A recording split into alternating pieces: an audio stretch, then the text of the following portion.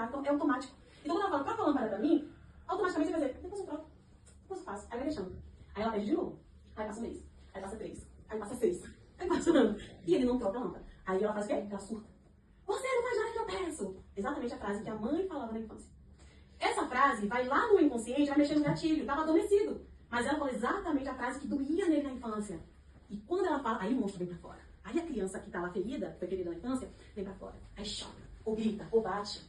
De alguma forma ele vai reagir, o monstro vai aparecer. A estrutura dela foi programada para que ela não conseguisse nada na vida, porque um dia alguém falou que ela não conseguiria. Então ela acreditou numa mentira. Então essa estrutura, essa mudança de mentalidade tem que vir lá de trás. De onde veio? De quem essa voz que fala que você não é nada?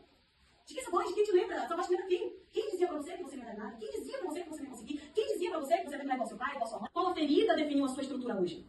Hoje nós vemos adultos muito armados, muito na defensiva. Aquela pessoa que bateu, levou. Armadura, defesa. Mecanismo de defesa de uma criança que apanhou muito, que foi muito humilhada, e ela cresce, ela fala, agora ninguém me machuca mais. Aí alguém ela torto pra ela, ela já se arma, já se prepara para uma guerra que nem existe, só na cabeça dela. Porque um dia machucar ela. Essa é a estrutura que precisa ser derrubada. Essa estrutura precisa ser desfeita para que Deus construa uma nova estrutura. Porque o vinho novo só cabe no odre novo. O odre novo tem que ter estrutura para expandir, para suportar a pressão. Mas o odre que ainda funciona, a pessoa que ainda funciona no mecanismo de defesa de uma criança, ela ainda não está pronta para receber o novo de Deus.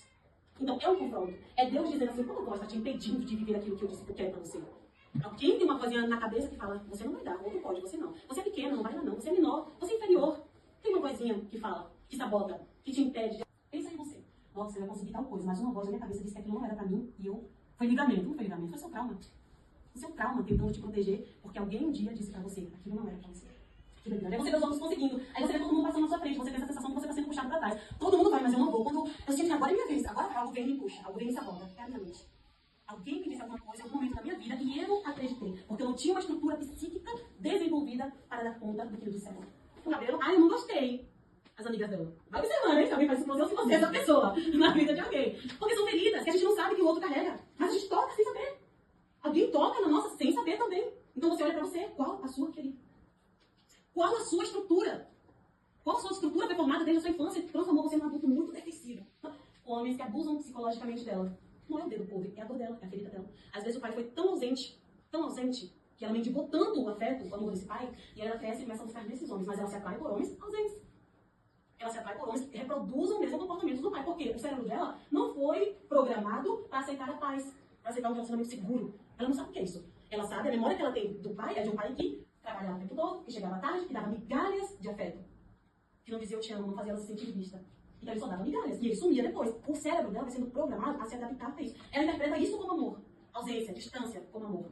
Então ela se torna adulta, que vai se atrair por homens ausentes. Homens viciados em trabalho. Que mentira você pegou como verdade e você vive ela até hoje. Porque é essa estrutura que precisa ser derrubada. É essa estrutura, é esse mecanismo de defesa. Porque a criança precisou, e tá tudo bem. A criança precisou desse mecanismo de defesa para sobreviver ao caos que ela vivia na infância. Mas esse adulto não precisa mais. Você cresceu. Agora você é adulta. Agora você pode resolver seus problemas. Agora você pode se defender. Agora você consegue se proteger. A criança não conseguia. Mas o adulto hoje consegue. Então, quando você entende, eu cresci, agora eu sou um adulto, eu me coloco nesse lugar. O que um adulto faria? De um emprego. Porque isso aqui é grande demais. Tem gente melhor que eu. Você sabe que você estudou, você se preparou, você é capaz. Mas algo em você já é o medo. É a criança.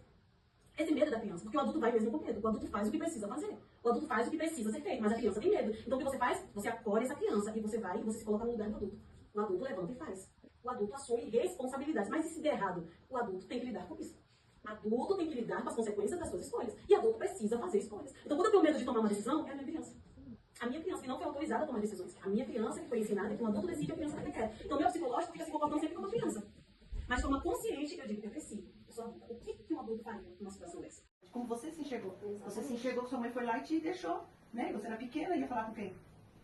Né? Então assim, você vê como essas coisas são profundas, né? Como a criança enxergou. E às vezes isso aí, igual a Lorena falou, quando você cresce, quando você casa, muita coisa que você sente, né? Às vezes nem fez nada. Às vezes seu marido brigou, ficou sem falar com você o dia, aquilo te provoca às vezes uma angústia tão grande, por quê? Porque te remete ao que? A rejeição que você teve no, né? Lá na infância.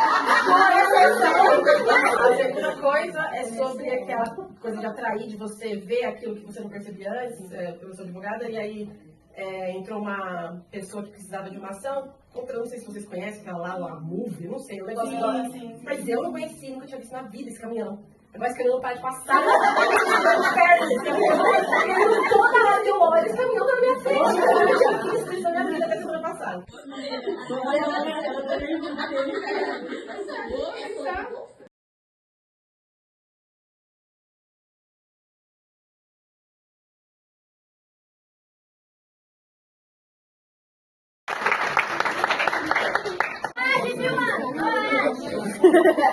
Ana, olha pra mim.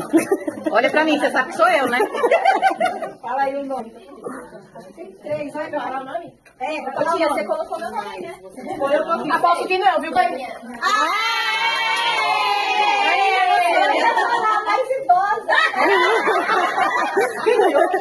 Sônia. Mas com certeza a Valéria fez alguma coisa.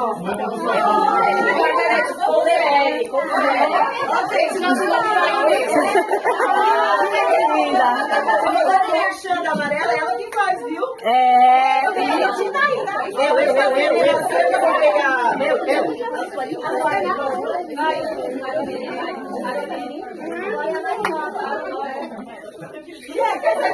Cris!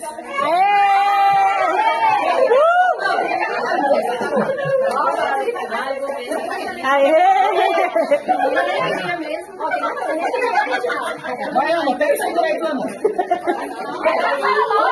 Pode falar.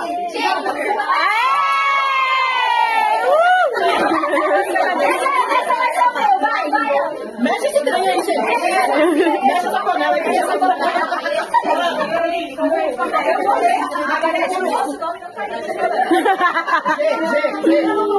Eu também. Eu acho que vai caber nas pessoas. É G ou Jô, certo? Eu vou ler. Liu!